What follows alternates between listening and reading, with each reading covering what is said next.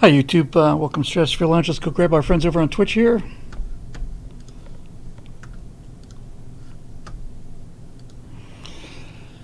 Hi everybody, welcome to the Stratosphere Lounge. I'm Bill Whittle and it is Halloween, the 31st of October 2024. I hope everybody is doing well. I hope you're having a great Halloween. I hope it didn't keep you away from anything spooktacular that you might have been planning on doing. It's good to be here. Yeah, we actually seems like we got this one off the ground in one piece. We have, as you probably know by now, if you watch the show recorded or watch it on YouTube, I'd mention it every now and then, or probably mention it more often than every now and then.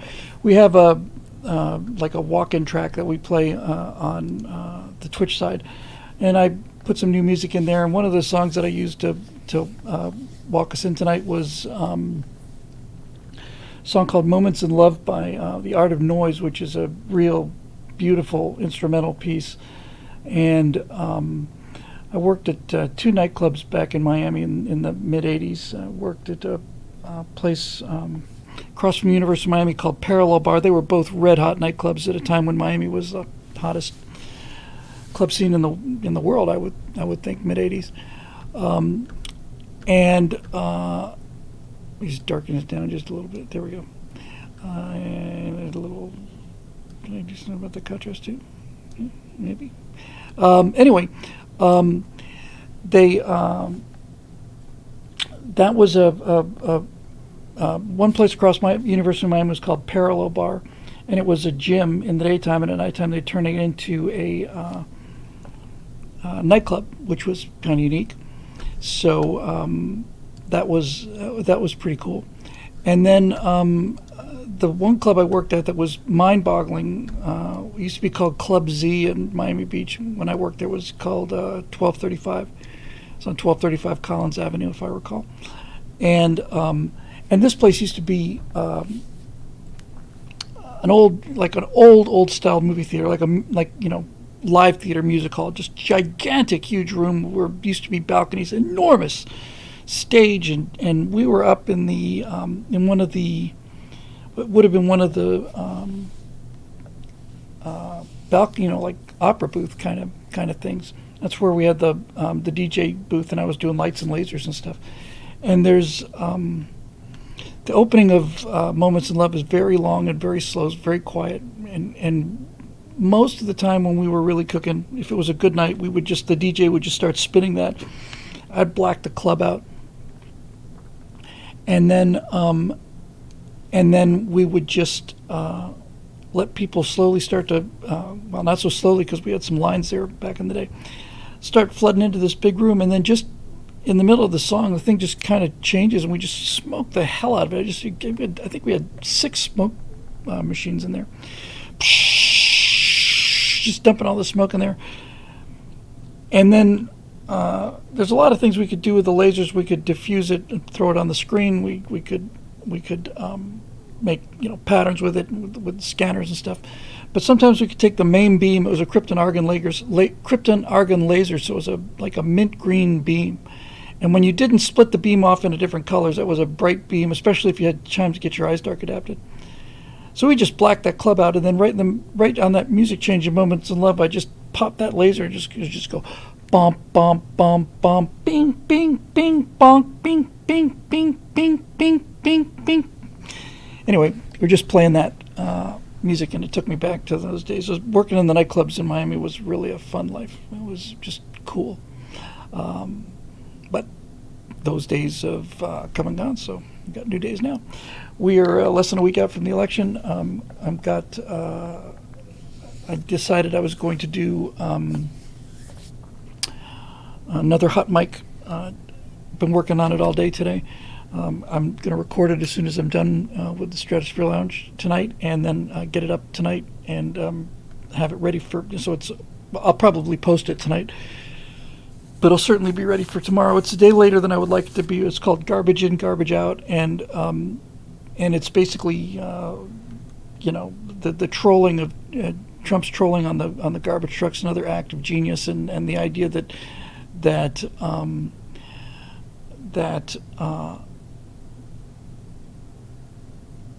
it's just, right when she needs to close the deal with a message, it's just, keep the ball rolling. But my main point in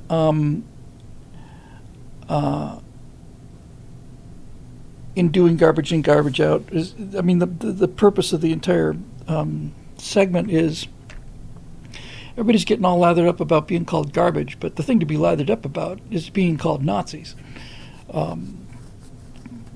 Calling, once again, we just don't have anybody who really can close the deal on the rhetoric. Trump is just I don't know, it's just brightness and contrast, not quite in balance on this new computer yet.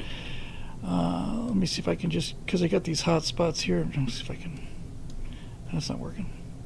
I don't want to spend a lot of time on this.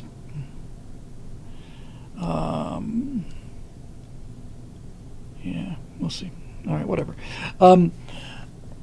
That's the thing we shouldn't be sitting still for. Donald Trump has an incredible ear or eye for theater, political theater. The garbage truck thing I thought was just inspires, damn near as brilliant as the McDonald's thing. But as I mentioned, I think last week or last show, we shouldn't let them call us Nazis. We should say, why would you be calling us National Socialists? We're not. Well, that's what the Nazis are. The National Socialist German Workers' Party. We should constantly be reminding people that Nazis are National Socialists.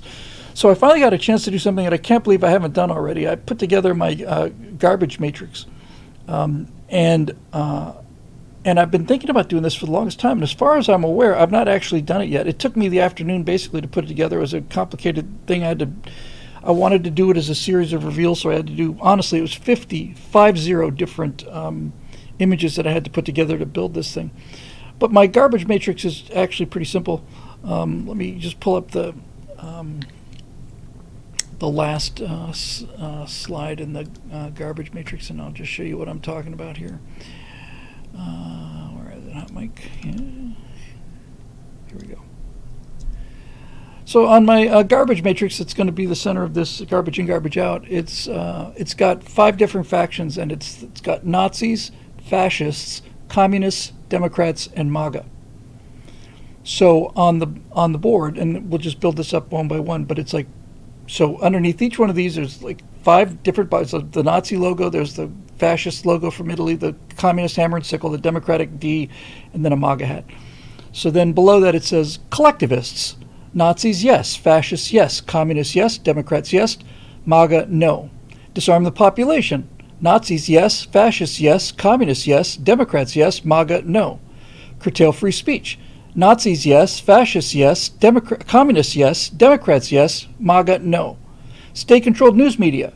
Nazis, yes. Fascists, yes. Communists, yes. Democrats, yes. MAGA, no. Ruled by the elite. Nazis, yes. Fascists, yes. Communists, yes. Democrats, yes. MAGA, no. Centralized power in the capital. Nazis, yes. Fascists, yes. Communists, yes. Democrats, yes. MAGA, no. Criminalize political opponents. Nazis, yes. Fascists, yes. Communists, yes. Democrats, yes. MAGA, no. And finally, put internal enemies in camps. Nazis, yes. Fascists, yes. Communists, yes. Democrats, yes. And MAGA, no. And when you see this thing, it's like this is the kind of thing that we need to be better at. It's like who's calling who a Nazi? It's just brutal, man. It's just a brutal, super thing. And this is the kind of thing that we need to just get out there. We are considered. Well, I don't have to add progressives because we're talking about Democrats. We're not Democrats and progressives have become the same thing. The Democratic Party is who I'm aimed. It's aimed at the Democratic Party. It's not aimed at anybody else. They're the ones who called us Nazis. And the closing point is, here's a picture of one of the gas chambers at Auschwitz. You can see where people's fingernails have dug into the reinforced concrete. When somebody has to dig their fingers into reinforced concrete to get out of a Trump rally, then I'll start taking your Nazi comparison seriously. And until then, all you've done is put 12 million people who disappeared in death camps into the rhetoric hole. They're gone now. They don't exist. It's not even a crime anymore. They're just Hitler's just somebody that disagreed with you, and the Nazis are just somebody that you don't like. That's all they are. And just like everything else that the Democrats have touched, they just managed to destroy. We're trying to conserve morality. We're trying to conserve, the history and the memory. Trying to conserve the memory of what these bastards actually did, and they don't care. That's just rhetoric for them. It doesn't matter. What permanent damage gets done is irrelevant to whatever short-term gain they can get. And I just thought it was powerful. So I'm going to try and keep this one relatively brief tonight because I'm going to have to shoot this thing. Fortunately, I've done all the graphics in advance, so that takes most of the time.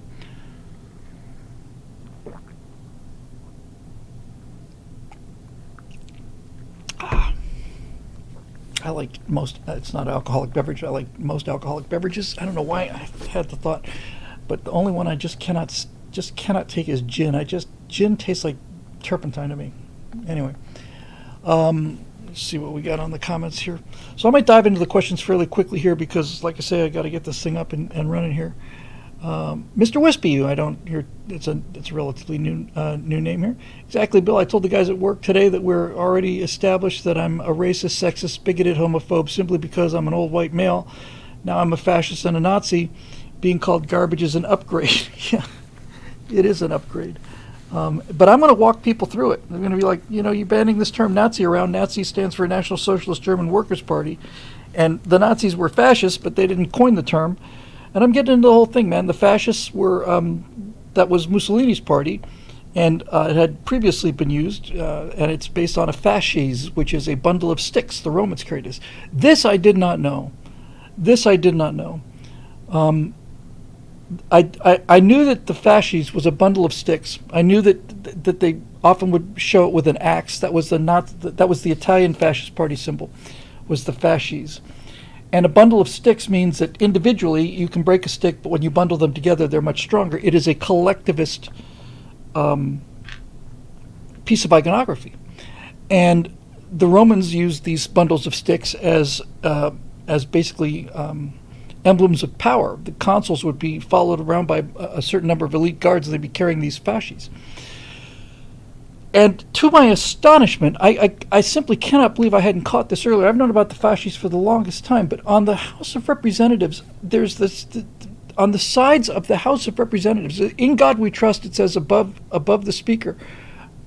And then on either side of that are two fasces. Those things need to come down. When they were put up, it was more of an homage to authority and Roman.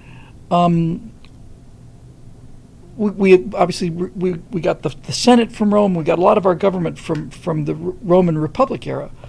But when I saw those two fasces up there, I thought, that's not. We didn't put them up after they became fascist symbols. The word fascism didn't exist when those things were put up. Mussolini did it in around 1919, 1920 with his first party, and then his second party, and I don't know, man. I guess the reason not to take them down is because they preceded.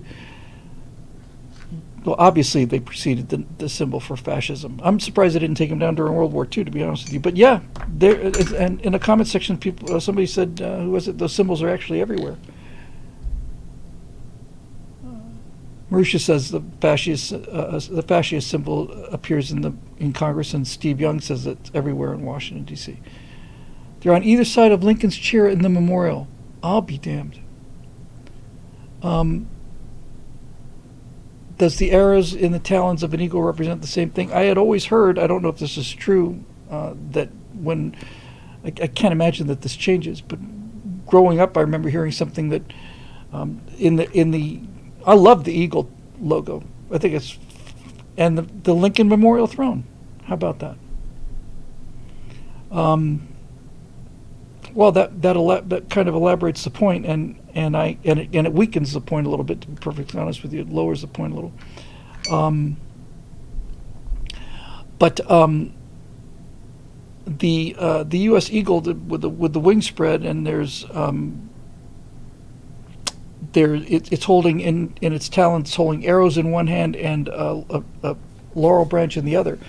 The laurel branch is an ancient Greek symbol for peace.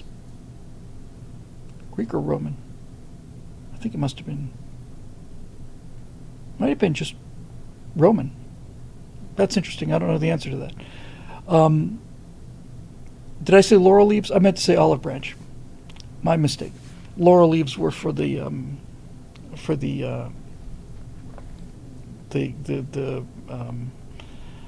of diadem that they would wear. In any event, the olive branch, and so basically the eagle's head is turned towards the olive branch, and the rationale behind that is we would prefer the peace. That's why I love it so much. Peace in one hand, war in the other. We are definitely liking the peace, but we got the arrows just in case. This is why I think my favorite statement ever is some military guy. I don't know. I don't think he was terribly famous. I almost thought it was James Forrestal, but I don't think it was him. But anyway, somebody said not long ago, it was a top-level general or something. He said, the day may come when the lion and the lamb do lie down together in peace, but if that day ever comes, we better damn sure be the lion.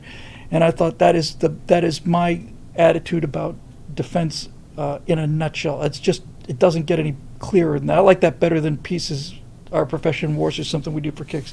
The lion and the lamb may lie down together in peace, but if that day ever comes, we better damn sure be the lion. I can't say enough about that. Somebody else helped me with this, because I've been wrestling with this little tiny thing lately too. I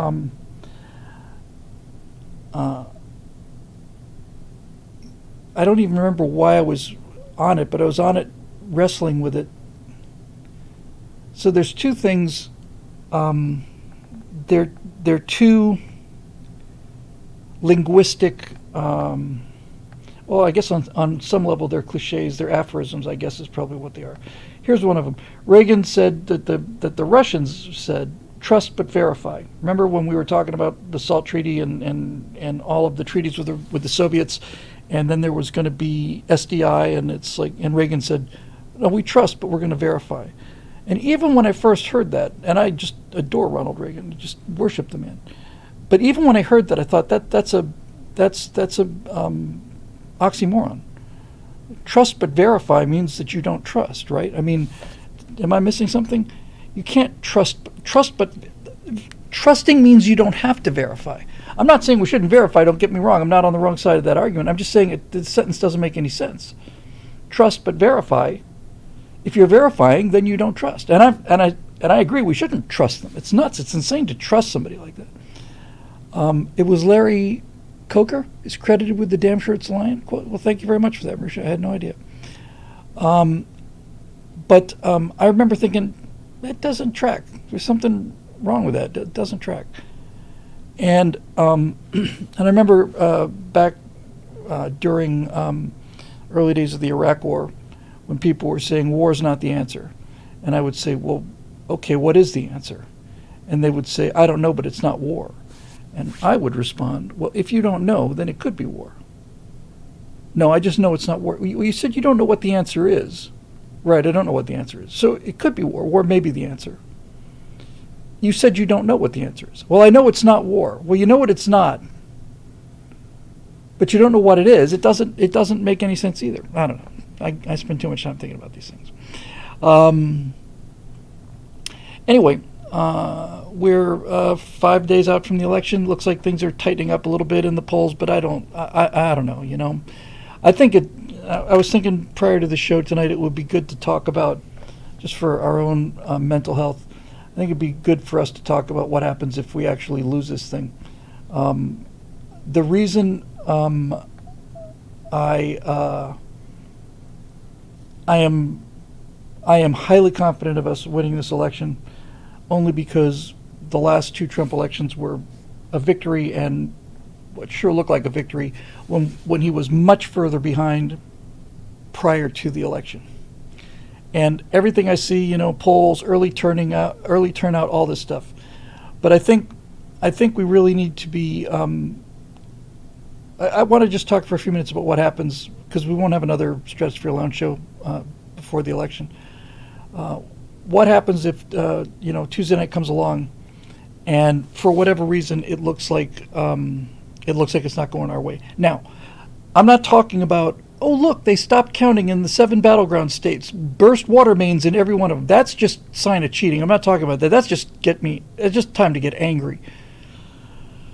But what if we have been living in our own bubble and looking at our own, reading our own press releases, and what if it as the night goes by, it looks legitimately as if it starts to go the other way? I had that feeling in 2012, where I thought Romney was going to win that election, and early on, Florida was a lot closer than we thought it was going to be. Why is this picture jumping? Is something? I don't know if I have a bad cable or something.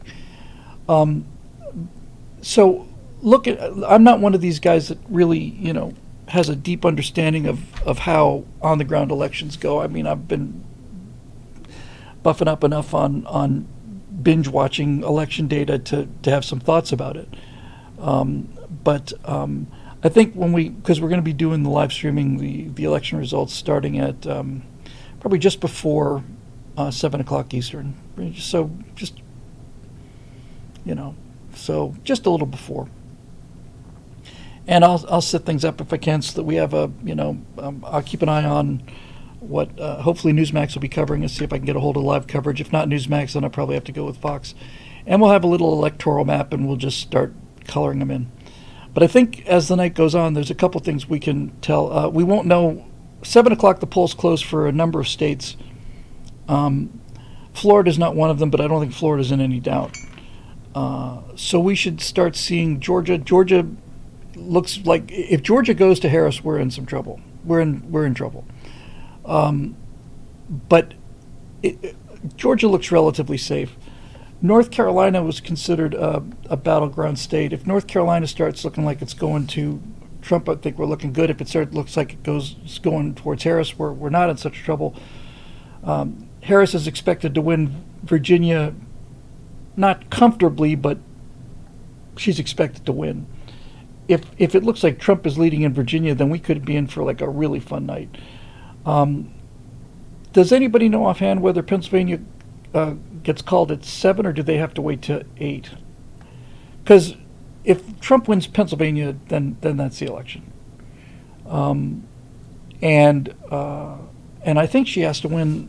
She has to win Pennsylvania, Michigan, and Wisconsin in order to have a chance. I think if Trump wins any one of the three, then we're in good shape here. Stephen Crowder on the ladder with Crowder is supposed to have an incredible election coverage map. Okay, well, we'll see. Pennsylvania calls at 8. Okay, well, that'll be 5 o'clock our time, and so we'll sit and watch. Now that's when the polls close. We don't know how long it'll take for them to actually call the states. We know that the mainstream media will call it late as possible. Remember in 2020 when Trump is 94% of the vote in or something, and he was leading 54 to 47 or 46 in some state, and they just refused to call it for him. But I think by 9 o'clock Eastern time we'll have.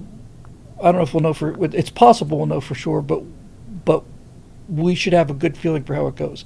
If, on the other hand, Trump is strong in Virginia and Virginia looks like a tight race, then she's in real trouble. And North Carolina looks like, at least from the latest data, looks like it's likely to go to Trump. There is, I think, a pathway for Trump to win if he loses all three of those blue wall states, but then he needs Arizona and Nevada, and I think New Hampshire. So, he's looking good in the battleground states. I'd much rather be in his shoes than in her shoes. I like to think that it's going to be more lopsided in favor of Trump than the polls would have us believe, because they always oversample Democrats. So if we're watching this thing and Georgia's breaking hard for Trump fast early, and Virginia looks competitive, or if Trump wins Virginia, then I think she's cooked just because of what that says about the whole country.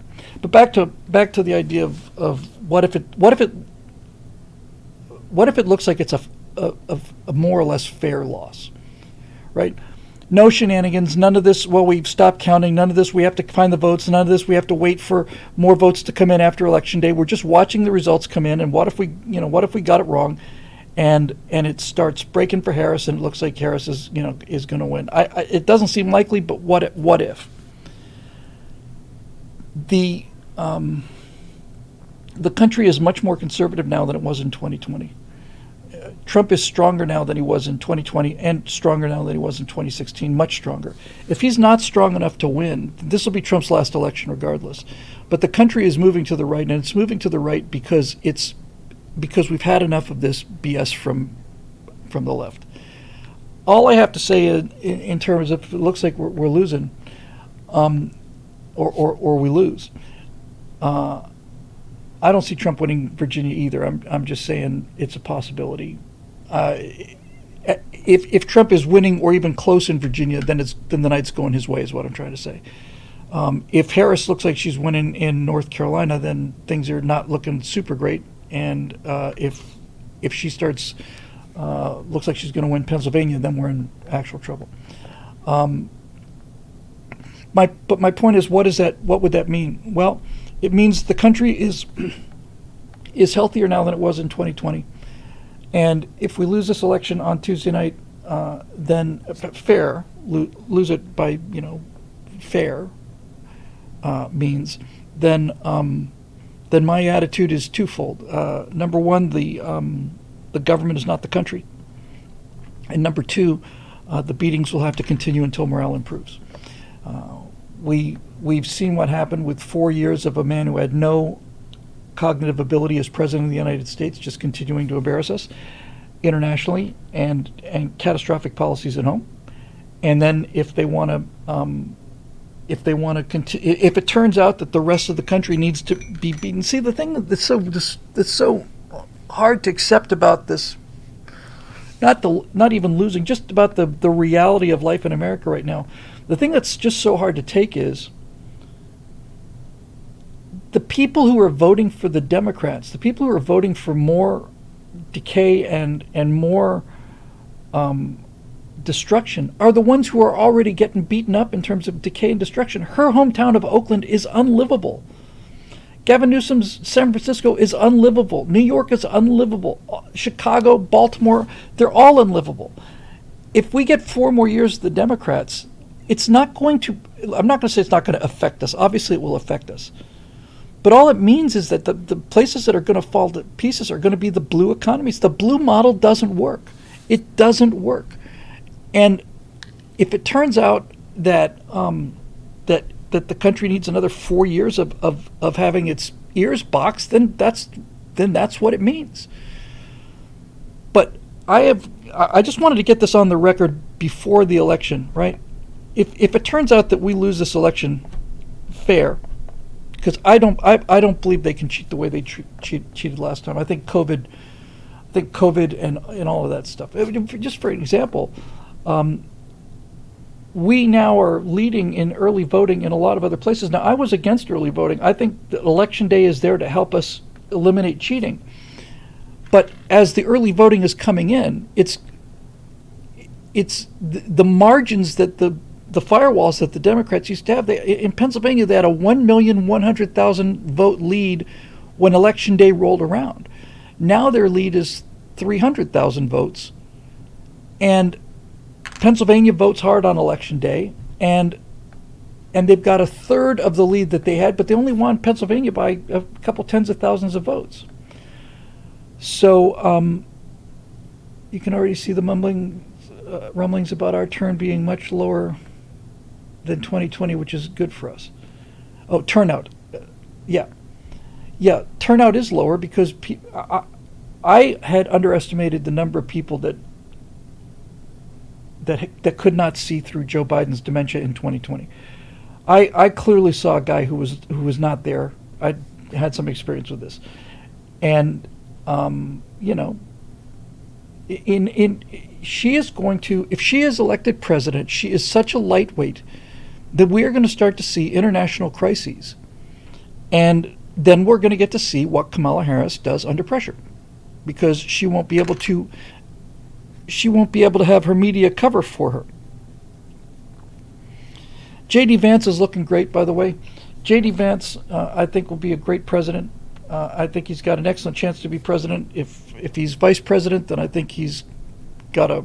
If Trump wins, I think Vance looks really strong for 2028. If it turns out that Harris manages to win this thing through means foul or fair, then J.D. Vance is Donald Trump without all of the things that people who hate Donald Trump hate. He's a lot more sensitive. He's a lot more intelligent. Well, he's not more intelligent. He's much better spoken. He's much less obnoxious. And if it turns out, B. Fire says, if Kamala's the first female president, then she'll be the last. Yeah. Zach Galifianakis interviewed Barack Obama on Between Two Ferns, and he turned to him and said, "What's it like being the last black president?" Yeah. You got Ramaswamy and Vance and yeah. So all I'm saying is this, guys.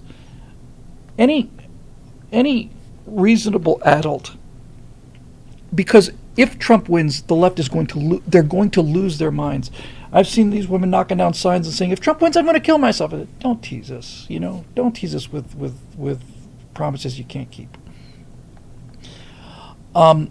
But if Trump wins, they're going to lose their mind, and I'm trying to inoculate myself, and whoever happens to be watching this, by doing what adults do in a situation that has very high level of consequences, and where the uncertainty is high.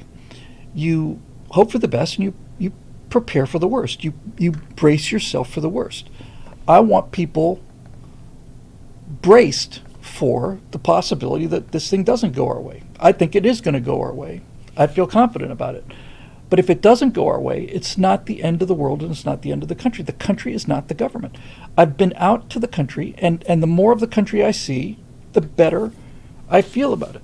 If it turns out that these people win the federal government again, then we're going to have international crises, the acceleration of the cities. If they need the House and the Senate, I don't think they're not getting the Senate. That's just not going to happen. So they can't pass any new legislation. So we'll have 2 years of this cackling idiot. And then they will put themselves in a situation where they will put themselves out of business forever as a party. That's what I'd like to see. The Whigs. I'd like to see them just disappear like smoke, just kind of like not interested anymore. Nobody's interested anymore. But self-reliance is an American virtue, and independence from the government is an American virtue. So I'm just saying, prior to the election, I don't want it said that I'm saying this after the fact. I want it out there prior to the fact.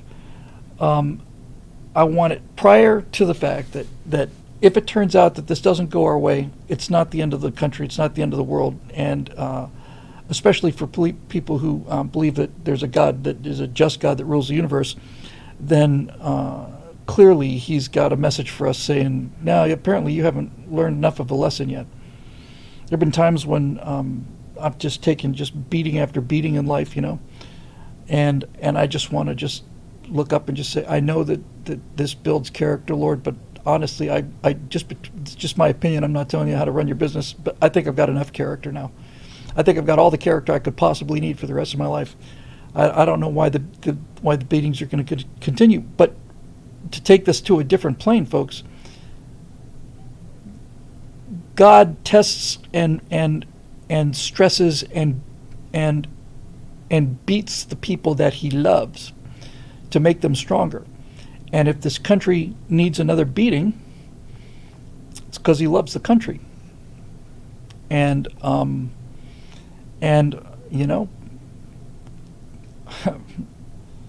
bad times make strong men. So maybe the times haven't gotten bad enough yet. I believe they have, and I think all the signs indicate that they have. And I'm confident of winning this thing. But I'm telling you, before we get together again next Tuesday night, that I am emotionally able to deal with losing in a way that these other people are not. I mentioned in passing that I saw Jimmy Kimmel interviewed on Joe Scarborough, and Kimmel looked like he was 100 years old. He looked like he lost 20 pounds of bags on top of his bags on top of his bags. Kimmel admitted he hadn't slept for 3 days because he says, I have not prepared myself for the possibility that Trump might win. I got to tell you, this is the thing I'm ashamed to say, really looking forward to. Enough of the, okay, we're going to be adults about this, right? We're going to be going into this thing like adults, and adults are prepared to take a loss. Even heavily favored teams lose, That's been known to happen. But now to switch the circuitry. It will be really, if this election gets called for Trump on Tuesday night, I thought about this. I'm going to have to restrain myself because this is another thing about being an adult. But what I would want to do when it's called is just do a 15-minute FU rant. F you Joe Scarborough, F you calling us Nazis, F you Seth Meyers, and all of you late night talk show hosts. All of you just constantly telling us you don't understand. You'll never understand. This is why I'm confident long term. Even if this is Trump's last election, what is Trump's last election? But it's like you don't get it. It's like we love Trump, but it's not what you think it is. We're not voting for Trump. We're voting against you. Do you understand? We're voting against you. That's why the more you go after him, the stronger he gets. It's not so much that we love the guy, although we're getting to love him, especially after the assassination attempt and all the rest of it. But it's not about him. It's about you. You're the ones that we're voting against. You're the ones who think you're so sure of yourselves. You're so sure of yourself. So sure you're smarter than everybody else. You're not. You're not smarter than everybody else. You're wrong about everything. You're wrong about COVID. You're wrong about the economy. You're wrong about international relations. You're wrong about power structures. You're wrong about poverty. You're wrong about economics. You're wrong about everything. You're wrong. And the part that's unbearable is you can't stop telling everybody about how right you are. Well, you're not. You're just plain wrong. So screw you. And screw you is not exactly the phraseology I really have in mind. And F you too, Joe Biden, you mean-spirited, nasty, fraudulent charlatan. You dim-witted, evil-minded, perverted, sick, corrupt old man. F you. Don't let the door hit you on the way out. Actually, you know what? Do let the door hit you on the way out. Here's Mr. Wispy again with the comments. I'm seeing somebody here in the new name in our Twitch stream. The what if scenario is what worries me. The way things look, I think if things went sideways for us Tuesday night, Kami will be more surprised than I will be.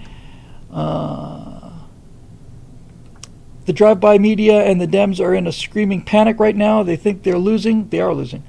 I had an epiphany earlier this evening, and that was, if nothing else, we will be ahead of the potted plant Biden is in January. Put a smile on my face for a minute or two.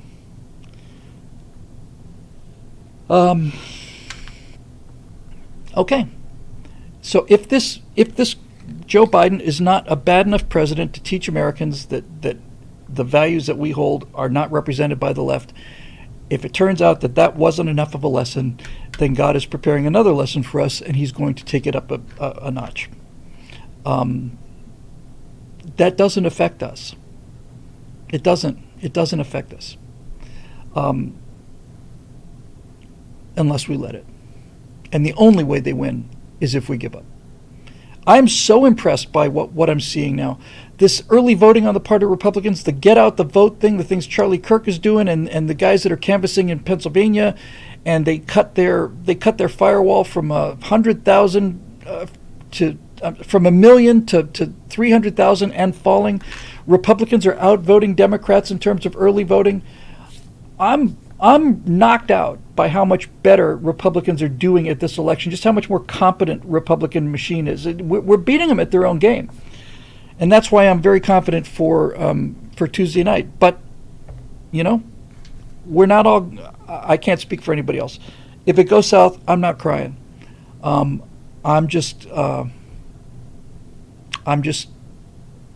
be disappointed and I'll be annoyed. But, you're not going to hear any, that's it, the country's over for me. because that's the entire objective of these people. The only way they win is if we surrender. It's the only way they win, and I'm not surrendering. So I wanted that on the record. Yeah, our family would be fine even if Trump loses. Yes, exactly. And life in Florida and Texas and Idaho and Iowa will be fine. It'll be fine. So we'll see. Please post Diaz for Democrat on X right now. You know, I can't believe Diaz for Dungeon. I should post that on. I should do that. I never did post it on Bill Whittle channel. It only went on Stratosphere Studio channel with a grand total of 750 subscribers. What I should do is post it on Bill Whittle channel and then do a link to it on X. Now's the time. Completely eluded me. I will do the G is for garbage. I'll do garbage in, garbage out first because that's garbage is rapidly. I should have had that show out yesterday. I just didn't have an angle on it. But I'll do it over the weekend, and then I will have a either a Sunday night or a Monday morning post another hot mic called Outside Inside, because that's what I think the election's about insiders and outsiders. So, yes, thank you for that excellent suggestion. Everybody's saying do it. It'd be nice to get some exposure on that at last. So, yeah, do it now. Okay.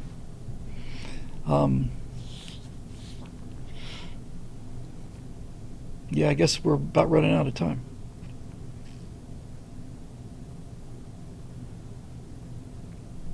Something to think about, actually.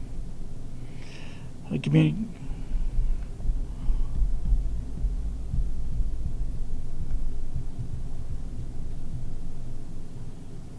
All right, let me get through, see what the question load is for tonight, and if I have to cut short, I will make an exec. I hate doing that. I really hate cutting questions short. It really bothers me to have people put questions in it's the members of put up with so much and not even get their questions answers really bother me. But I think that is a very, very good idea. So let me see how fast we can get through this thing, and we'll be back again on Tuesday night. So hopefully we can do a relatively quick show tonight and get it going. Get your arson gear, Bill. I will. Yes. You got it. Doom doom doom doom doom doom doom doom doom doom doom doom doom doom doom doom.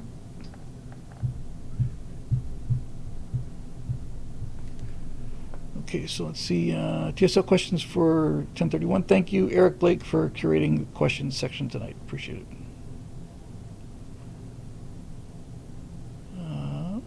Here we go.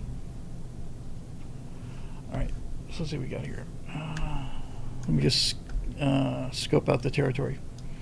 We got Kyle Brand. Okay, this is again about alternating current and gravity as magnetism, and it's 2 pages, and I just can't do it. I'm sorry, Carl. I just. Why don't we pick this up again after the election? Because I hate just paying members are paying members, and the last thing I want to do is to not provide the few paying members we have with the courtesy of an answer. But I think that given the amount of work that has to be done, if you want to, I think that's a fair compromise. Why don't we bring this back a week or two after the election, and we'll have some air, and then I'll be not only happy to talk about something else, I will be just delighted to talk about something else. Joe Roth. Okay, we got a Joe Roth. We got an Eric Blake. We got an Ian Nolan, Dylan Stark, Road Rider, Marusha, Roadrunner. Not going to happen. Guy Balo, and Steve Young. I'm going to go with the short ones tonight is what I'm going to do. I'm just going to go by length. And I'll try and get in there what I can here. Joe Roth, and maybe I'll just try and make the answers short as I can. Hello there, my fellow garbage. How are you? Deplorable Nazi garbage for Trump. That's me. Could this have been the October surprise, the deplorables moment of 2024? No, Joe Biden did not plan this. People saying Joe Biden did it to sabotage the campaign. I've seen that vacant look. I've seen it for 4 years now. Joe Biden was absolutely unaware that there was anybody even looking at him. He's not there. He's gone. He's got the 1,000-yard stare. He doesn't blink. Joe Biden's brain is there's just static, and then whatever comes into his head comes out. So I don't for a second believe that there was anything planned about that. I do love the fact that this unearned, this unforced error of the garbage joke ended up costing them much more than it cost us, and the way we pulled the triple play on that in terms of how we handled it was great, but it was still an unforced error, and there's no, and I talk about that in the garbage in, garbage out video I'm about to shoot. Could this have been the October surprise, the deplorable moments of 2024? Well, I don't know if it's October surprise, but it's apparently having a bigger effect than deplorables. Frank Luntz,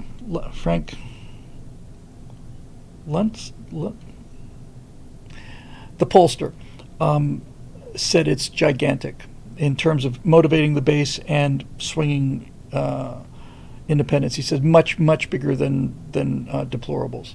We'll see. Lutz. Anyway.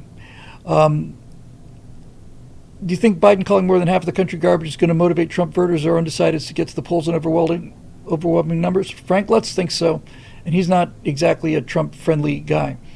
Seems like Trump is losing a little momentum in the Rust Belt polls, and betting markets are slowly ticking down for Trump. Yeah, that happens towards the end. Everyone I talk to thinks this election is going to be a nail-biter, and all I see are Kamala signs in my neighborhood in New York State. It's funny because I don't see any Kamala signs in California. None. No bumper stickers, none. I've seen 2 of them.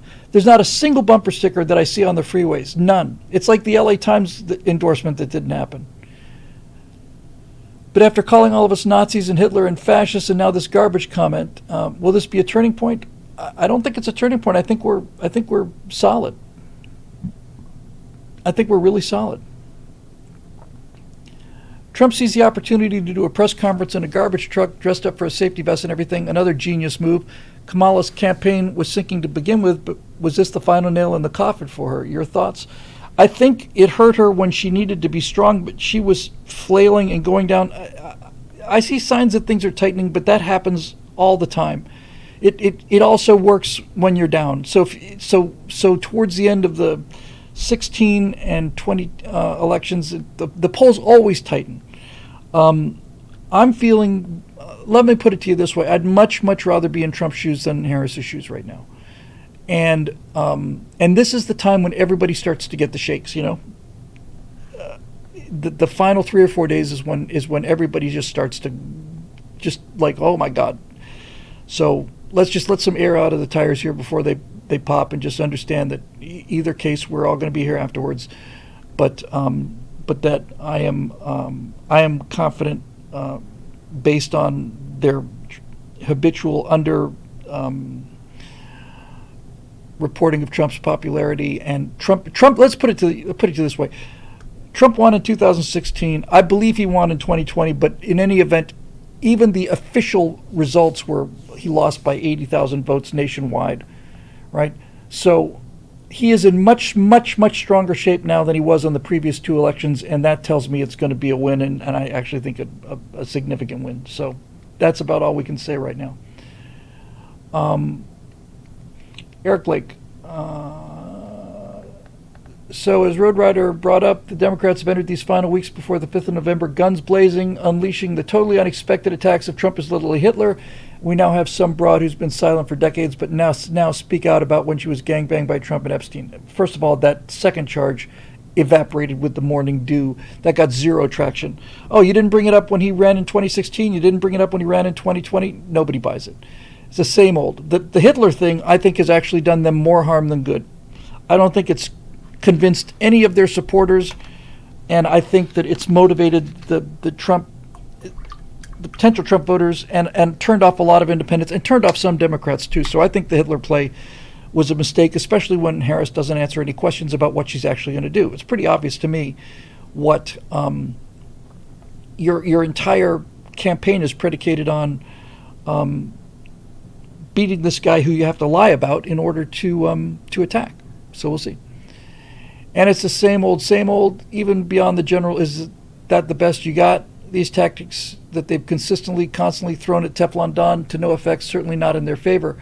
Now, of course, the classical definition of insanity is do the exact same thing in the exact same circumstances and expecting a different result. So what makes them think that these literally Hitler and he assaulted me way back cliches will magically work out this time? Well, first of all, Eric, I don't think they have anything else. I think that's all they've got. And traditionally, when campaigns go south, they've got nothing left. They run out of message, and they basically just try to. Their Hail Mary pass for a dying campaign is get hysterical enough so that every single person that could possibly vote for you, and hope that you can do a turnout miracle that brings people out in a way that didn't happen before. And to some degree, that's what happened in 2022, to be fair.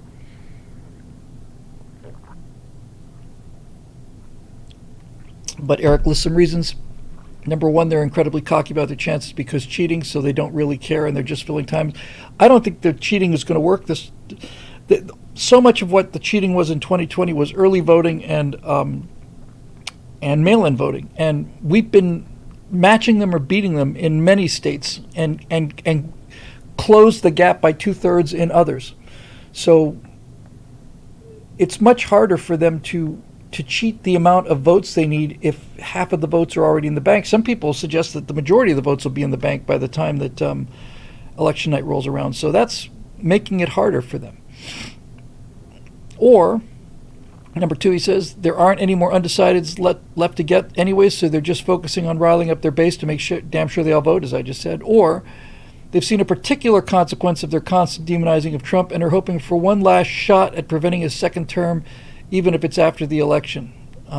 Well, in terms of, he said, the gunpowder treason, gunpowder plot treason, and all the rest of those unthinkable things.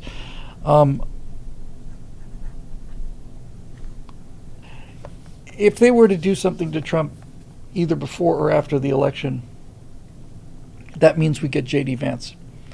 And if that were to happen, I think the anger levels would be so high that I think Vance would win in a landslide. I think J.D. Vance has a much better chance of winning the election than Donald Trump. And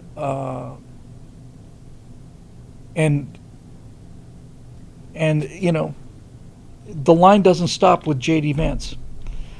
We got a lot of solid young conservatives back there who are making things work. And we haven't heard the last of Ron DeSantis. His presidential campaign just never, ever, the engine just never turned over. It just ran the battery out. Young. I don't know why, but well, I do know why. It's because Donald Trump takes all the oxygen out of the room. If Trump is in the room, then there's nobody else in the room. If Donald Trump were to, I'm just going to put this as obtusely as possible. If Donald Trump were to fall down the stairs tomorrow, Snarf Magoo says the dream is over. I don't know if you're referring to the same thing. I don't mean to imply that you are, but Donald Trump has already done what Donald Trump needs to do. He's already done it. He's already shown that the swamp is real. He's already shown that they'll do anything to stay in power, that they'll demonize any enemy. Trump has already succeeded, and they can't un-Trump the country now. More and more I'm hearing people saying, I'm not a Republican, I don't want anything to do with the Republicans, I'm a Trumper. What you really are is you're MAGA. And MAGA is not the same as traditional Republicans. There's a lot of overlaps. The liberal dream. Yes, the liberal dream is over if Trump. Look, the liberal dream is over whether Trump wins or not. This is my point about whether we need more beatings or not. There is the liberal dream is over. Nobody bought it. They had Obama they had this charismatic guy. They had the presidency. They had the House, the Senate, and the courts. And they didn't kill the country. They just messed it up. They messed up its hair, but they didn't kill it. and they can't kill it, and nobody's buying their stuff. I come back to this again and again and again. If Rey Skywalker action figures were selling out, then it's time to be really scared. But no, nobody wants it. James Bond is not a black chick. And people and they can make a movie where James Bond is a black chick, but nobody's going to watch it. They cannot force us to eat this. We don't want it. So that's the good news. The good news is they have tried for years, for decades now, and they cannot close the deal. Nobody wants it. Nobody wants it. So that's why it's why I'm whistling a happy tune, and why I'm saying the government is not the country. They can mess up the government even more, and they can push the government even deeper into our lives, but they cannot kill the country. He cannot kill this idea. This idea is too beautiful and too divine to be killed by a bunch of green-haired weenies and corrupt ancient cartoons of politicians. You can't do it. You can't do it. This country's going to live forever, and so's the idea of freedom, and it's going to live forever because I'm not going to let it die. You're not going to let it die, and that's the thing they fear. That's the thing that they fear. They can shoot at it. They can piss on it. They do whatever they want to it, but it just keeps coming back. They can't kill it. They can't kill it. They don't believe in what they've got enough to die for it, and we do, and there is why they're going to lose. So whether they lose on Tuesday or they lose later, I don't know. But they're going to lose, and they know it. They know it. Ian Nolan. Bill, I think your insider-outsider analogy is almost correct, but I think it's really those who are willing to play ball versus those who are not. My primary evidence for this is Nixon. Till last year, I thought Nixon was just another corrupt insider, and then Tucker pointed out on Joe Rogan the deep involvement of ex-intelligence agents on the whole Watergate scandal, the break-in, the reporting from brand new journalists at Washington Post, and the members of the committee itself. So Nixon was couped because he wouldn't support the agenda of some element. Yes, but there's no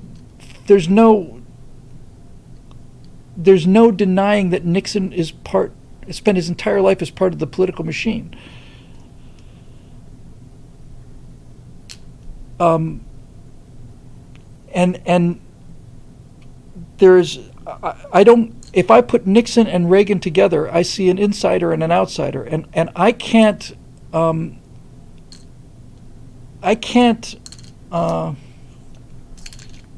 that.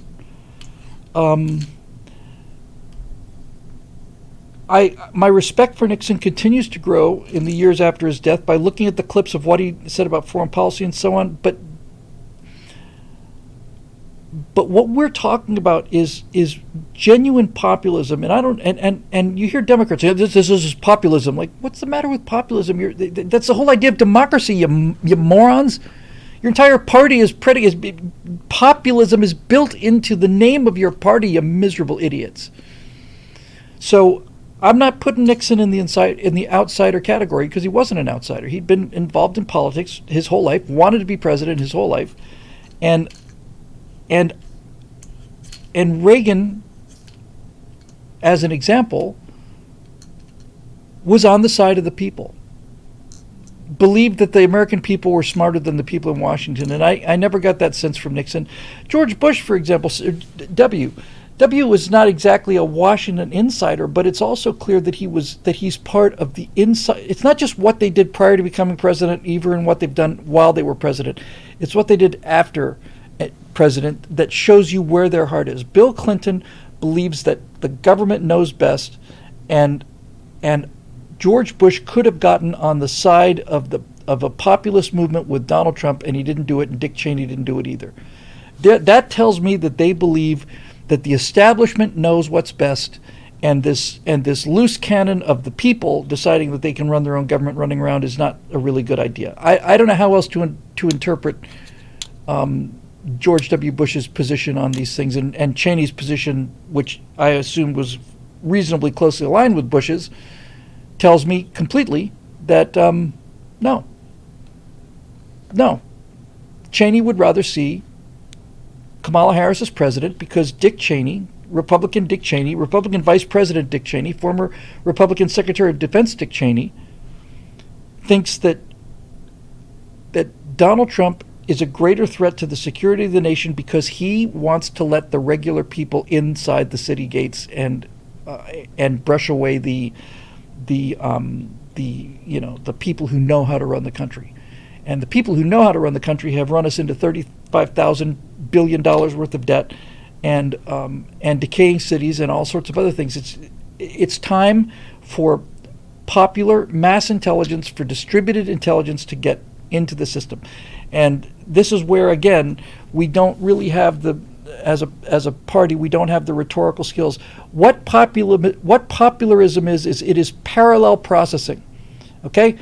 Everybody who's working on advancing computer capability and speed, parallel processes. Instead of building a machine with one crazy super fast processor, you build a machine that has thousands and thousands of mostly fast processors, and you blow the doors off of serial processing.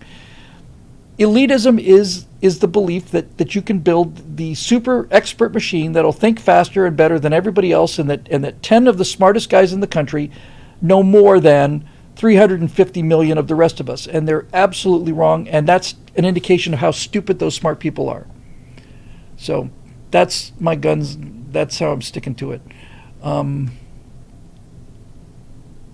Dylan, please forgive me. I'm going to skip this question because it's got a lot of numbers, and just please bring it back after the election. I hate to blow people off, but I've got limited time tonight. I'm gonna skip that one because it's a long question and so on.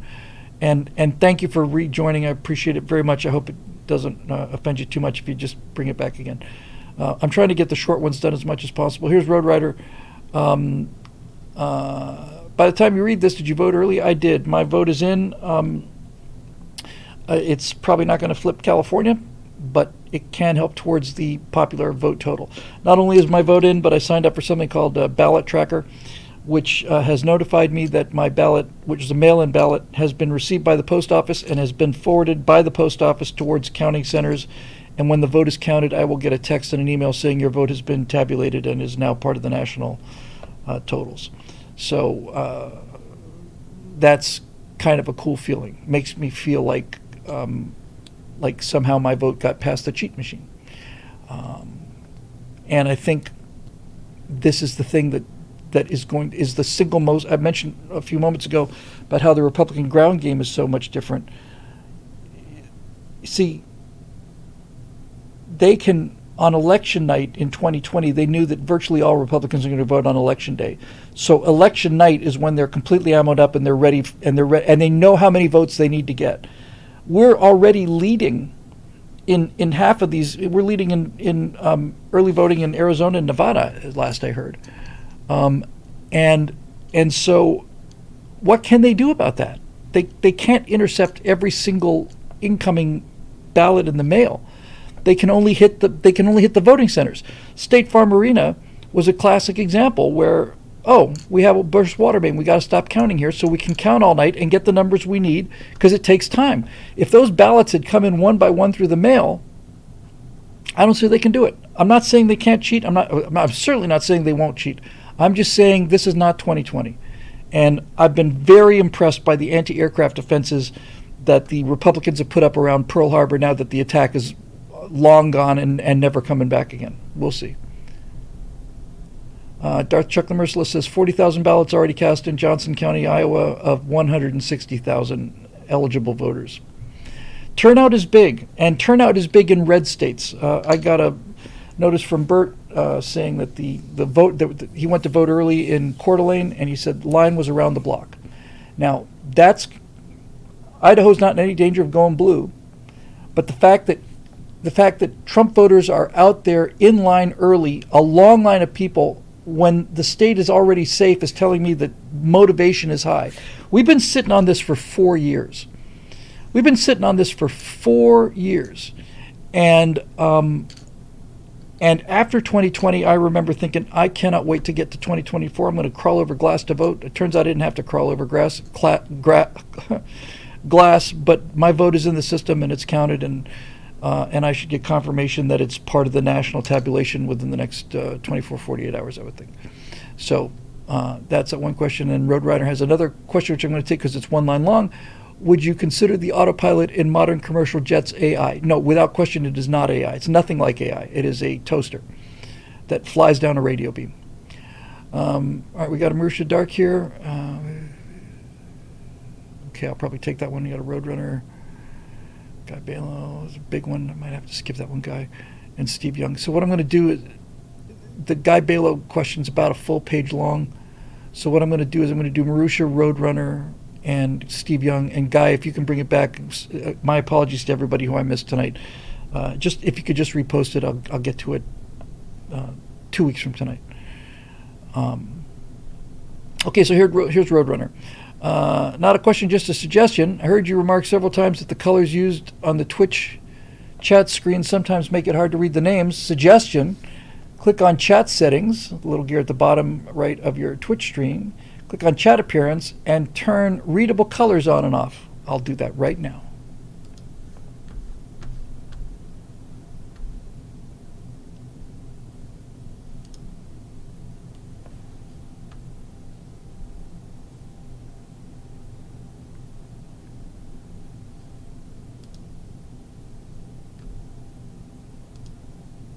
Huh. You rock. Just darkens all the colors out. Why didn't I know that earlier? Bless you. Hooray! Congratulations to me. Thank you very much. I appreciate that. That was the most useful little comment in the history of the world. That used to drive me nuts trying to read like pale yellow on white.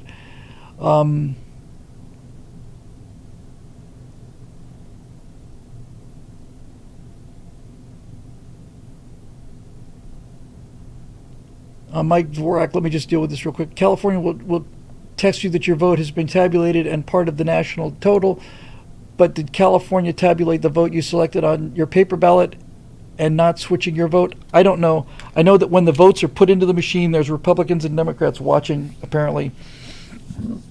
The California ballot was 6 pages long. 6 pages of referendums, county officials, you know. It was a complete joke. I think any we saw this in 2020. A large number of ballots. One of the big indicators that there was fraud going on was that large batches of votes, of ballots that came in, only voted for president, didn't vote for anything else. I think any vote. I can understand skipping referendums and judges and stuff.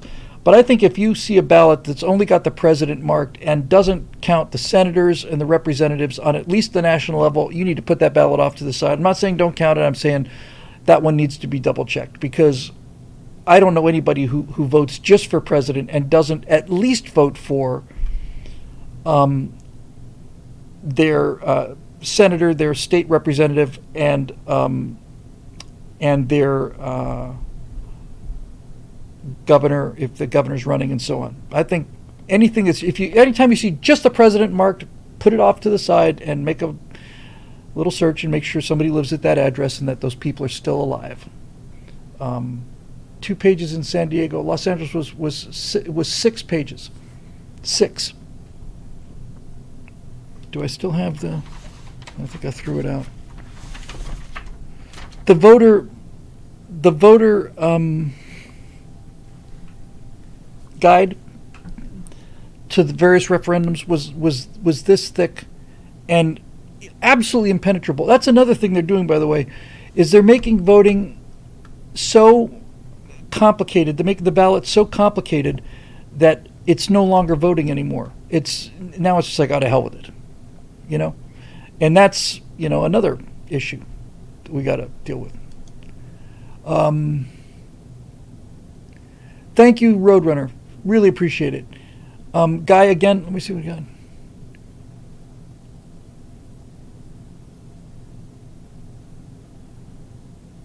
Okay, so I'll just take the essence of Guy's thing. Guy's comment is about he's worried that early voting is giving them an idea of how many votes they need to find on election day, or they can continue to finesse the process.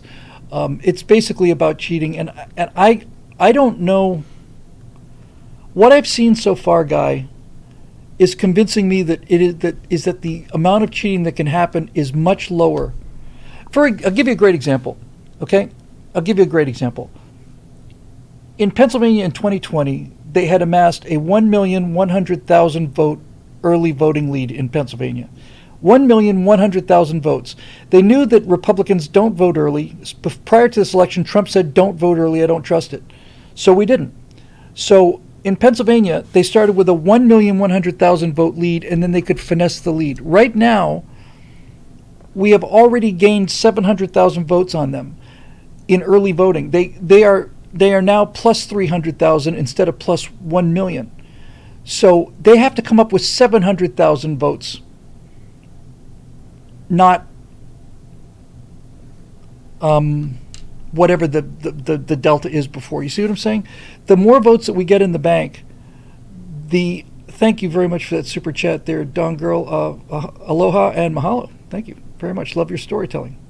Great when somebody calls in from Alaska.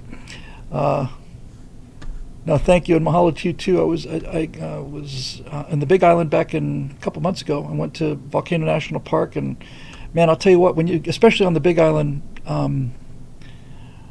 you're just driving out of the airport. The taxiways on the airport, the ground between the runway and the taxiway, that little patch is nothing but volcanic rock on the Big Island. And it's like, man, we're on the newest part of the earth that is above water. This thing is just going. And then Mauna Kea and Mauna Loa, just these two gigantic. The whole thing is just one giant volcanic lava dome. I had a real misconception. There's a super chat here I don't want to miss, by the way. Single cell organism, thank you for the super chat. They said they can't force us to eat it, yes, but they can corrupt the generations. I'm much more impressed with the Alphas than I am with Gen Z, and I'm changing my position on things, guys. I'm not changing my basics. But I'm changing my strategy. I'm going after Gen Z. I plan to save them. I'm not going to blame them for everything anymore. I've gotten that out of my system. Now my goal is to go save them, bring them back to the light. And I think that the alphas are not nearly as polluted by that as they are. And I got a much better feeling about the future than I did several years ago. And one more thing about Hawaii. I had a big misconception. I didn't get a chance to look out the plane the previous time I went to Hawaii. We went to Oahu. But flying into the Big Island, I was on the right side of the plane, and I'm looking down, and I see an island down there, and I thought, oh, it's got to be part of the Big Island. But it turns out it was Maui. I had thought, in my ignorance of scale, I didn't know that Maui was visible from the Big Island. But it turns out they're right next to each other, you know. I thought Maui was over the horizon, that the islands were considerably further apart than I thought they were. Let me get the last question, then I got to close. I want to close about the generations thing. Guy, I hope that at least brushed over what you're saying. I think the chance for them cheating is actually much, much lower this time, and I think that's why they're scared. I think they were just sitting there waiting. And plus, Biden was up 10. Trump is, in all polls, he's up 2. The latest polls have dropped, he's up 2 nationally. So with Biden up 10, they can cheat. I think Eric Blake said that gave him plausible deniability, and I think there's to be make the case about that. Don Gross says we can see Maui, Molokai, and some other island from Oahu on a clear day. I did not know that. That's so cool.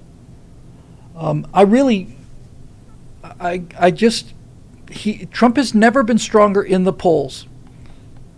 And I did not know how far down he was back in 2020 because I was so consumed by COVID and all the rest of it. I just have no memory.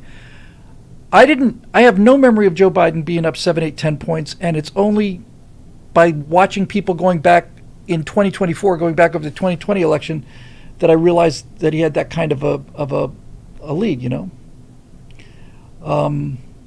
So anyway, and then last one, Steve Young, evening Bill, evening Steve. Elon Musk is being litigated against for spending his own money to promote a Republican candidate for president. Yeah, sure. George Soros, Zuckerberg, Barbara Streisand, Bill Gates, Oprah, etc. don't get this treatment. The message seems to be Republicans are not allowed to have the government they want. Of course not, because the government we want, first of all, is smaller than the one we got, and secondly, it doesn't include any of them. See, when I was talking about inside outside, thanks for the questions and apologies for ones that I had to short or go over. Please bring them back. The inside outside doesn't just apply to government workers. It applies to the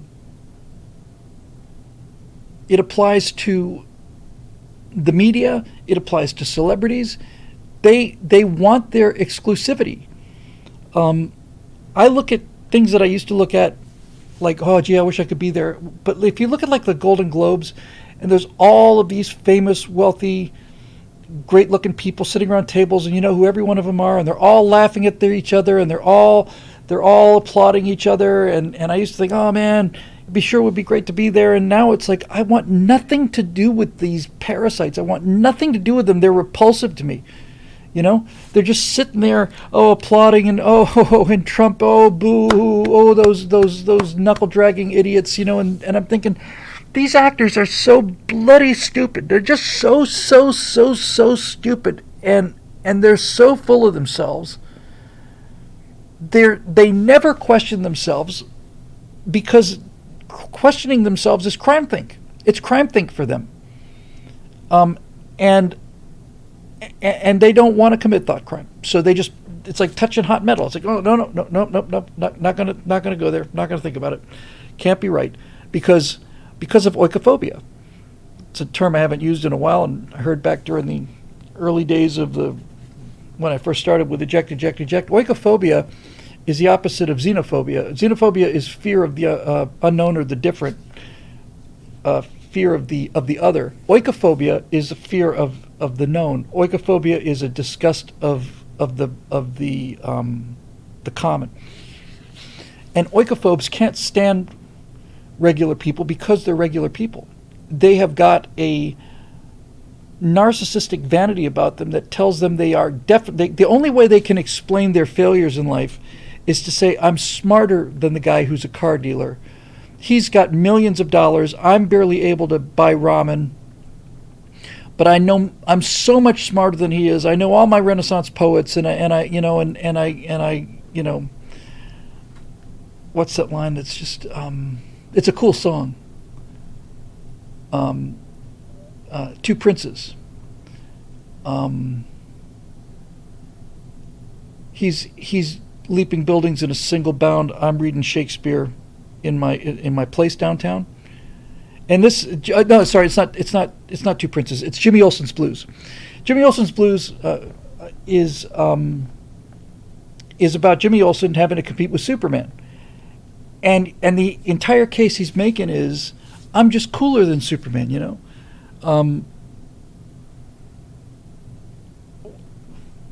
He's got a pocket full of kryptonite. He's going to convince Lois Lane that because he's reading Shakespeare in his place downtown, and he's going to be like real romantic with her, and he's going to write her love poems and do all the rest of this stuff, and he actually believes in this song that he's going to be able to outdo Superman, who's out there leaping buildings in a single bound. That's the vanity of the loser. Yeah, spin doctors. That's the vanity of the loser romantic, Yeah, Two Princes is a better song, and I get them confused. But Jimmy Olsen's Blues is talking about how artistic people, and credit to them, I think they're probably having fun with themselves. But Don Vickery says, Marisha, I've been a member for years. Bill has never answered my question. Someday I'll write one. Okay, there you go. You know what I'm saying though. But it's like, this is it. It's like they cannot handle other people's happiness and success, so they have to say, well, yes, I'm miserable, and yes, I'm all alone at Christmas, and yes, I don't have a girlfriend or whatever the case may be, but I'm so much smarter than they are. I'm so much more educated than they are. It's all so unfair. It's, it's the whole starving artist thing, and I went through the that phase, and it's the philosophy of losers, It's the philosophy of losers. Oh, this cheerleader that I have this crush on, she's just going out with a football jock, but he's just a big dumb stupid ape, and he treats her real bad, and I treat her better, and all. It's all loser talk. It's all simping BS beta talk. If you want a shot at the head cheerleader, you better get your ass to the gym, and you better start figuring out something that you like to do outside that shows physical prowess, and you need to build your physical presence up, and you wouldn't hurt to go out there and get an expensive haircut, dress nice, and make some money. Instead of sitting there talking, oh, I'm so much smarter than he is, I'm so much funnier than he is. Doesn't matter, loser. Get off the boat, I've been that guy. I was that guy most of my life. And that's how I can say with confidence what a sad and pathetic place that is to be, Sam Adams wrote a book called Loser Thing. Yeah, it's not fair, and it just sucks. This country sucks. Everything about it sucks. Capitalism sucks. Like, no, capitalism sucks for losers, and it can't get any friendlier than this. You really have to try hard to fail in this society. You just got to go out and get them. Yeah, Eric says you got to go out. The people that aren't interviewing you, reach out and get to them. I will. I will. I'm going to talk to my friend Jackie Jordan when the election's over. She's good with bookings. Hopefully she has connections I'm sure she has connections to most of these names, and see if we can find a way to generate some revenue for her and some revenue and exposure for me, and we'll see. And if it looks like we're going to be doing the conspiracy theory let me just go over that real quick before we sign off here. Dave Big Booty or Big Boutte for the win here. I've had this thought many times. I've never heard it expressed nearly so clearly as this. Listen to this. This is, you win the internet for the night. Robert De Niro has played Robert De Niro so many times that Robert De Niro has played Robert De Niro in so many Robert De Niro movies, he thinks he's actually Robert De Niro. Perfect. That's a work of art, pal. Robert De Niro has played Robert De Niro in so many Robert De Niro movies, he thinks he's actually Robert De Niro. That is just absolutely, you win the internet for the week, actually. So there's no excuse for losing, if you, and I have a much higher regard for people who have less talent, who go out and hustle and win, than I do for people with lots of talent who sit around and cry about things and don't win. And I've often found myself in the latter camp. I don't want to give anybody any false impressions about that. It's an old script that gets put in your head early, and it just keeps running until you decide to edit it.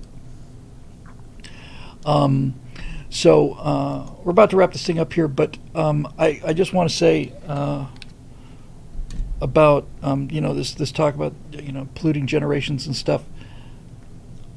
Their policies are not just failing on a government level, and they're not just failing on an entertainment level. Women are going crazy. Liberal women are going crazy. They don't want anything to do with these beta males, but they tell the beta males that they're horrible and toxic, and so the losers basically start turning into simps and so I'm a feminist. I'm really down with the feminist movement, and I'm a vegan and all the rest of it. Women don't want this. What they want is they want conservative men, but they can't square that circle. They want. This is what I keep coming back to in terms of saying the government is not the country. Why they are losing. If it turned out that feminism produced women that wanted weak men, then we'd be in trouble. But you can't beat the biology out of people. You just can't do it. They are stuck. The things that they want because they're non-traditional. But traditional things are traditional because they work. That's why traditional marriage works. That's why traditional families work. Because they work. And when you rebel against the stuff that works, that puts you in the camp of being on the side of defending things that don't work. It's really pretty straightforward if you think about it.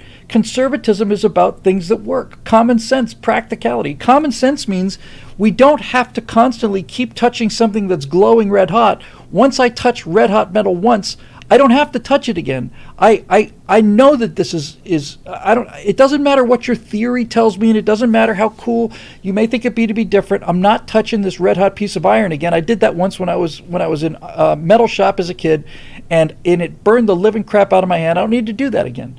And so I know that hot things burn, and I don't touch them. If you're determined to be constantly set against common sense because you don't want to be considered one of the herd, because you want to stand out, because your ego is so weak that you have to constantly tell yourself you're special, then you're going to be fighting against reality. It's going to be you versus reality. Reality is going to win every time. You can't win. You can't win. There is no win for transgendered athletes. There's no win. The only answer is either you get rid of the entire idea or you enforce it with the coercive power of the government, in which case there will not be any women's sports. If these people continue to dominate politically, there will not be any women's sports. There will be nothing but men's sports and transgendered men's sports. That's reality, and there's nothing they can do about it. No matter how much they want to change it, there's nothing they can do about it. Watching Leah Thompson or Thomas win by 35 seconds but 35 seconds, not 3.5 seconds, 35 seconds, just sit there, got out of the pool practically, had a coffee, waiting for the second place person to come in. You know what? You cannot make this work because it doesn't work. It just doesn't work. You can tell women they can be boss bitches and girl bosses and strong and tough and independent, and they will tell you how strong and tough and independent they are through their tears as they cry on TikTok, because they come home to cats in a $400,000 house with their brand new Mercedes, and their job as the executive vice president of some company that they don't even want to work at anymore. It's just not there. It's not there. This is the thing that gives me hope and should give you hope. No matter what happens in elections, they are against reality. Reality is wrong. They're going to lose. They're going to lose. And if it takes more misery to make the politics follow the culture, then that's what'll happen. I don't think it will, but it might. And if it does, then that's going to determine how I face the next 4 years. If we have a soft landing, that's one approach. If we have a soft landing and Trump wins, then the next 4 years for me and for a lot of people, but for me and BillWhittle.com and The Message, if we win, the message goes from being this is horrible, we have to stop it, to how can we repair the damage? How do we get back the people that we've lost? How do we return sanity to people? How do we recover? It's going to be all about recovery and restoration. If it turns out we lose, then it's going to be about more criticism and more keeping the flame alive and reminding people that this is not the end of the world. Okay? Because if Trump wins, there are going to be 20 million people who are going to be insane, suicidally insane. And when they're not suicidally insane, they're going to be homicidally insane.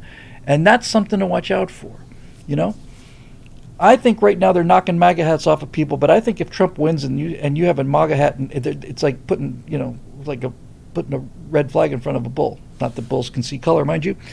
The bulls are attracted to the waving of the fabric. They don't see red. That's an illusion. Let me just say this last thing, too. It looks like I'm going to be doing conspiracy theories for the next thing at Daily Wire. I had pitched the Navy. Navy had been approved. Navy would have looked like the previous series that I've done for them for the What We Saw series. I spent the last 3 years, most of the last 3 years, writing and researching stuff for Daily Wire. The next 4 years, no matter what happens, are not going to be that way.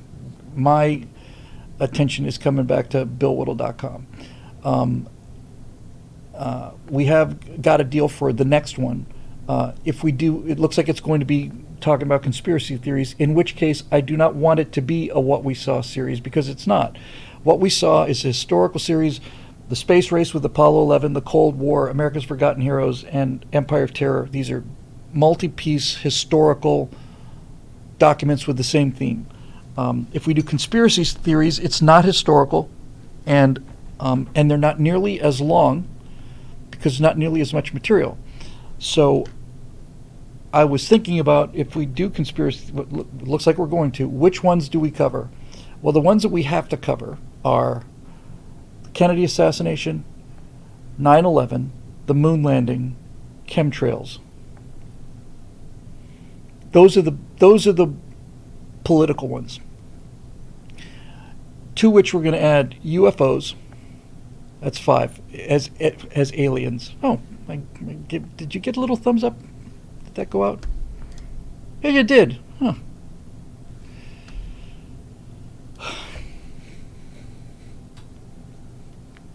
Do it again. Do it again. Come on. It's ridiculous. Yeah, whatever. To which I'm going to add a couple that I want to do.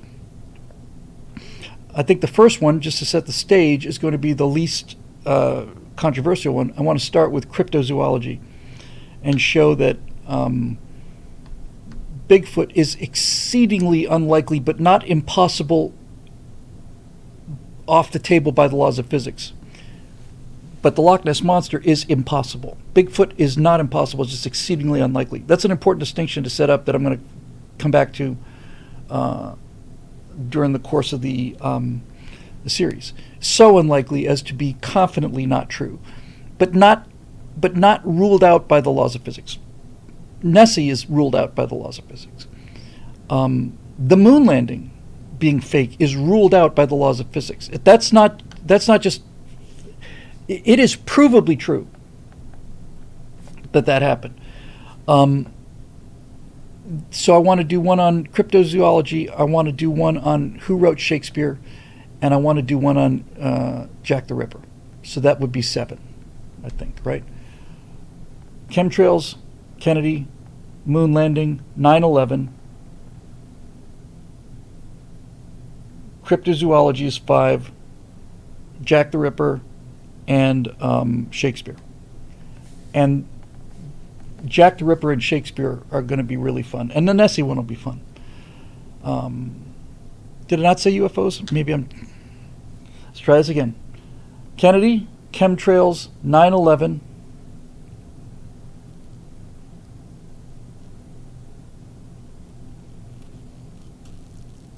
UFOs, moon landing, Nessie, it's 8. Shakespeare and this bloody thing, and Jack the Ripper. But they'll be considerably shorter. I think I can do them in half an hour.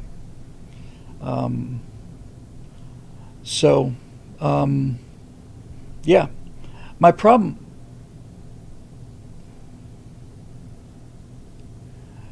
Here's a Wesley with a super chat. If you're doing conspiracy theories, you need to know about the UFO guy who created the moon landing claim and does not believe it. Yeah. Well, of course. Now, one of the problems is going to be the first thing you have to do in every one of these episodes is you have to make the case for the conspiracy, and you've got to be fair about that. You got to include everything. The problem is that, and this is one of the reasons why.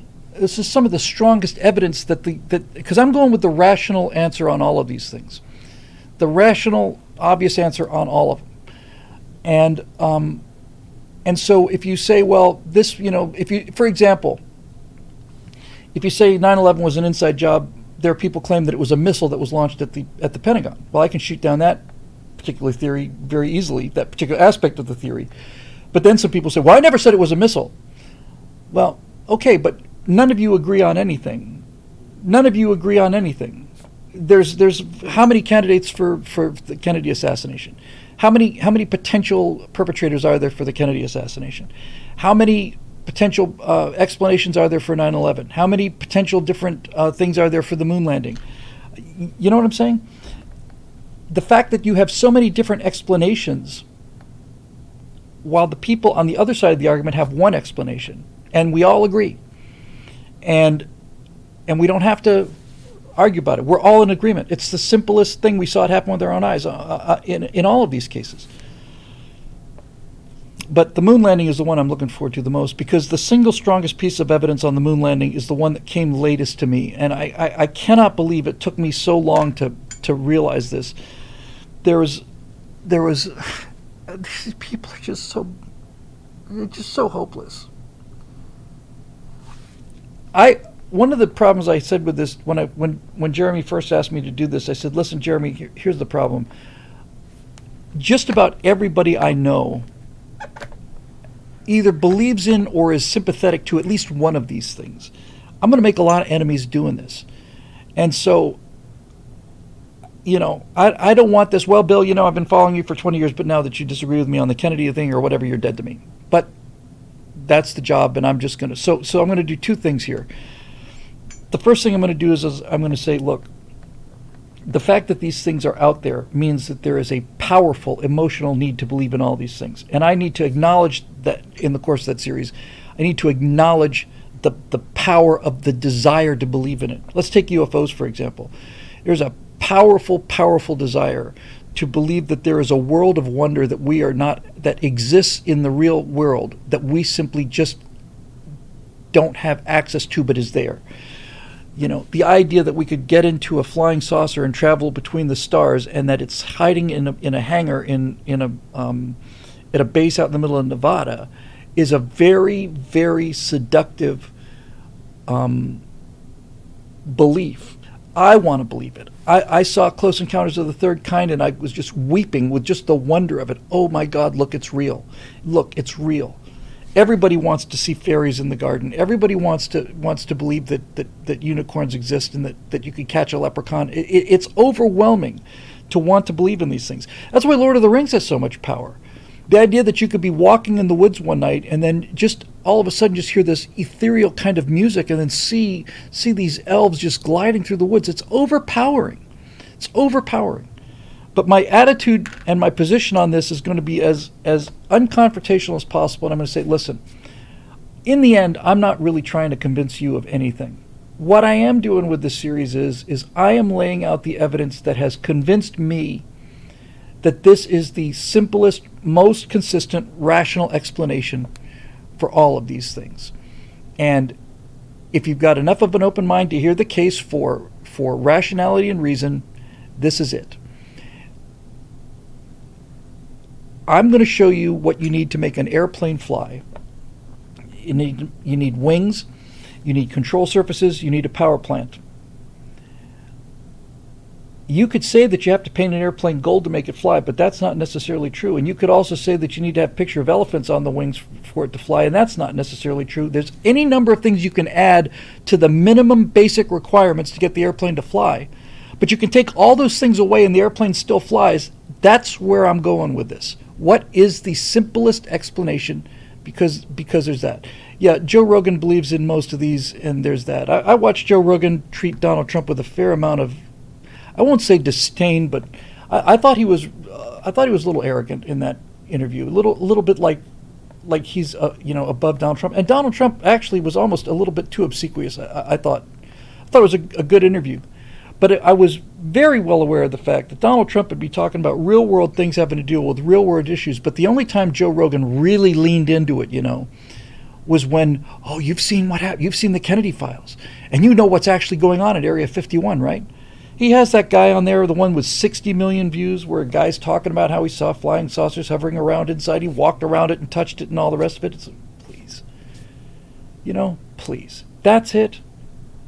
That's the best you got. That's how much you want to believe it. Some guy said this,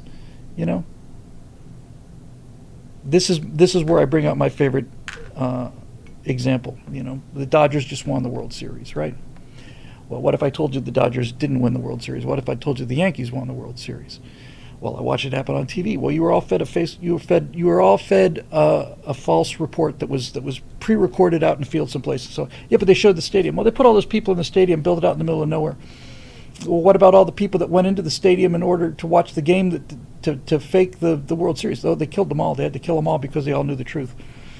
Okay. Well, what if I told you that I have the manager of the Dodgers who came out and said, no, the Yankees really won? What if I were able to produce that? What if I were able to produce the manager of the Dodgers who said, no, the Dodgers didn't win the World Series, the Yankees won the World Series? What would you say? What if I actually got him on TV? got the manager of the Dodgers, and he said the whole thing was faked. The whole thing was fake. The Yankees won the World Series. What would you say? You'd say the guy's either nuts or he's lying. Right? Because everybody saw it. You can't. This is the castle of sand that people build. You know? It just doesn't work that way. No matter how much you may want the Yankees to have won, it didn't happen. So, there you go. Hila says, I think this is going to alienate a lot of people. Well, it can alienate them then. Somebody has to defend reality. UFOs unquestionably exist. Flying saucers from other solar systems. They're not ruled out in the way that Nessie is ruled out and the way that the moon landing fake is ruled out. It's not ruled out, but it is so unlikely that it's just not the way to bet. Now you can say, oh, these videos of these things that these guys, these pilots saw. Yeah, I've seen some of those videos. That is really impressive.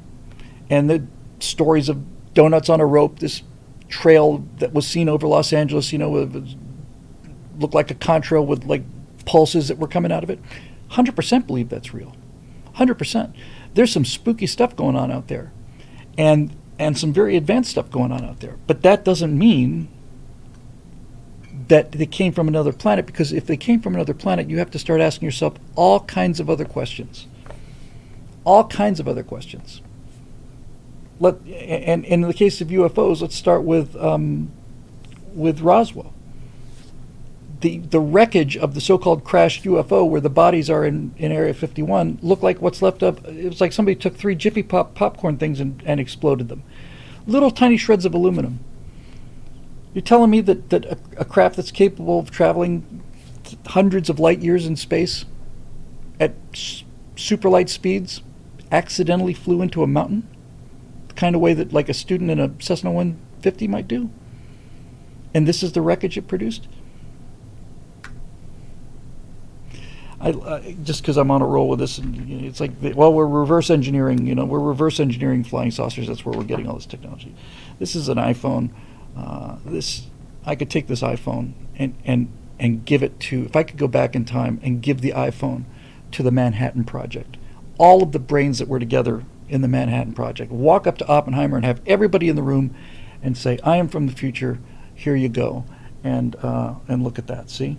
And hand it to them, and they would go ooh and ah, and they'd be real impressed. And I could show them the basics of how the thing works and the camera and all the rest of it. I could do all these pictures and say, "Here you go. This is yours."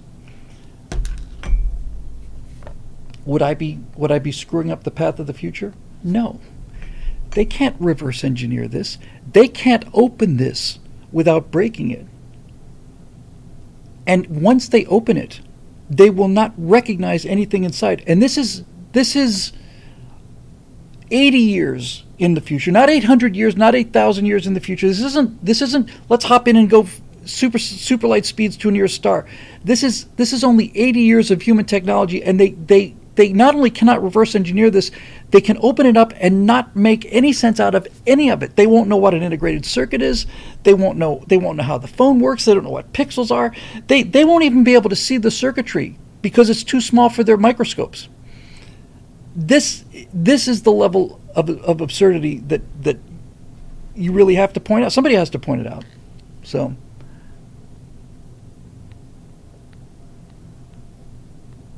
Merge says, I don't think your show's going to be able to do well unless you cross-examine a lot of the proponents, and Jeremy won't give you the resources to do that. Well, we don't know if he'll give me the resources to do it or not. I asked him if he wanted to handle this as a series of trials. I said, let's find 12 people who genuinely, honestly, we vet them. They, honest to God, don't have an opinion one way or another. Let's do it as a series of courtroom trials, and I'll be the defense attorney on all of them. They'll be the prosecution. They've got the burden of proof because they've got the theories. It's their theory. They've got the burden of proof. And we could structure it like an actual debate. Debate, high school debate, forensics, what it's called, National Forensics League. I was a member of the NFL when I was in high school. I was an extraordinarily valuable player for the NFL. I was still in high school. But the National Forensics League basically has rules for debate. You state the case, and then you criticize the case. Then you state a plan, then you criticize the plan. That's how it works. And it's structured. You only have so much time. You've got to flow these notes across and all the rest of it. And I would rather do it that way. But at the very least, you got to be able to look. I've been able to talk people out of a lot of these things just by talking them out of it,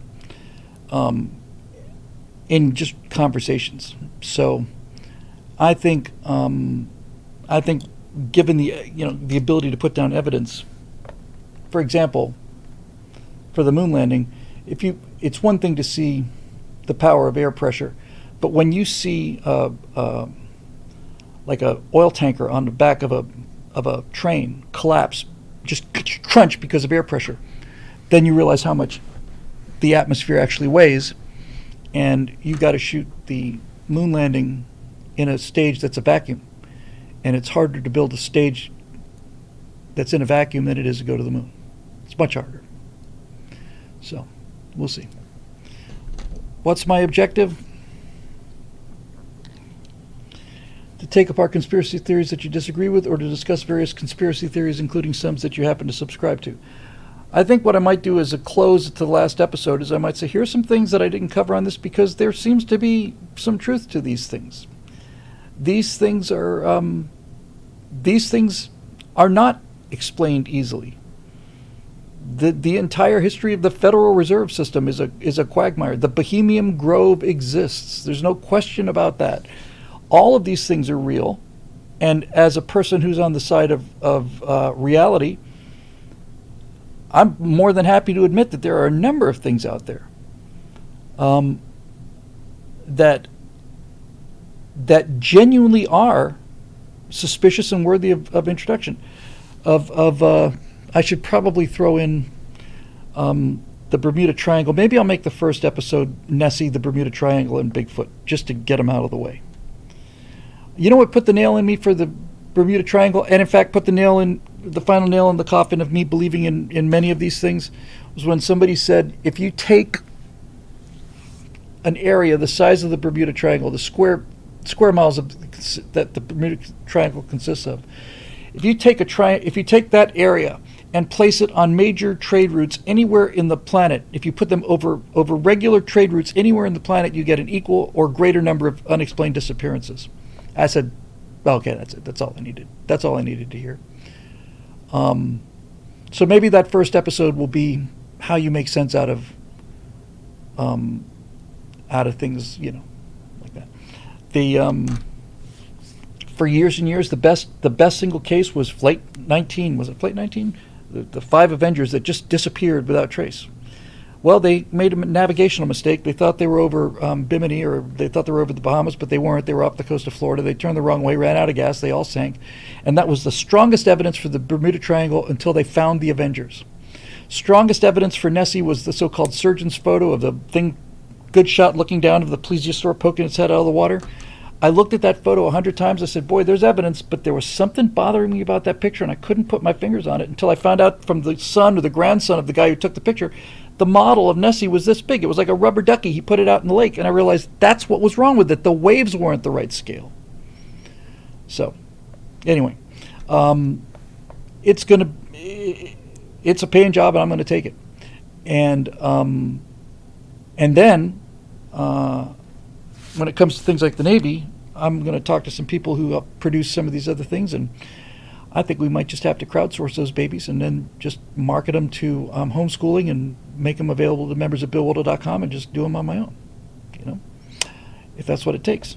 But my days of spending all of my time working for other people are coming to an end. So that's that. It's just not fair, and I don't like having those things just disappear behind the paywall and nobody gets to see them. And I think all of those things would make excellent homeschooling materials. So we'll just, if we have to raise the money ourselves, we'll do them ourselves. So we'll see. But when I asked last time about what I should be doing, I mean, people want to see daily news commentary. The response was overwhelmingly, no, you need to write. Your storytelling and your history is what really makes you exceptional. So I kind of think that's probably a lot of truth in that. So, yeah, I do have too many things going on at once. There's no question about that. I'm a font of creativity and a sump of follow through. So that's that.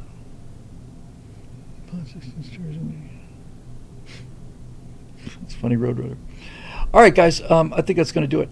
I'm going to get on recording this garbage in, garbage out thing, which I've already made notes for, got the graphics for, so I just have to talk into the camera, record it, and then upload it. And then tomorrow I will upload DS for Dungeon for the weekend, and then Sunday morning I'll have the inside-outside inside-outside hot mic for the election. Plus, we've got 3 right angles that are connected to the election. I have to get on those guys too. So, so we'll see. All right. So I think that'll do it. So no show on Monday. We'll be here Tuesday. I'll put the notice up on Facebook. But basically, we're going to start right around 7 Eastern. No point in starting before then. And we'll just walk through it together, you know.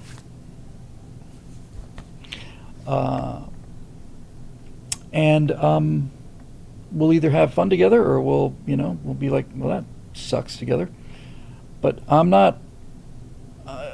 The one thing you will not hear from me, no matter what, even if I see guys ripping up ballots on camera, you are not going to hear from me. That's the end of the republic.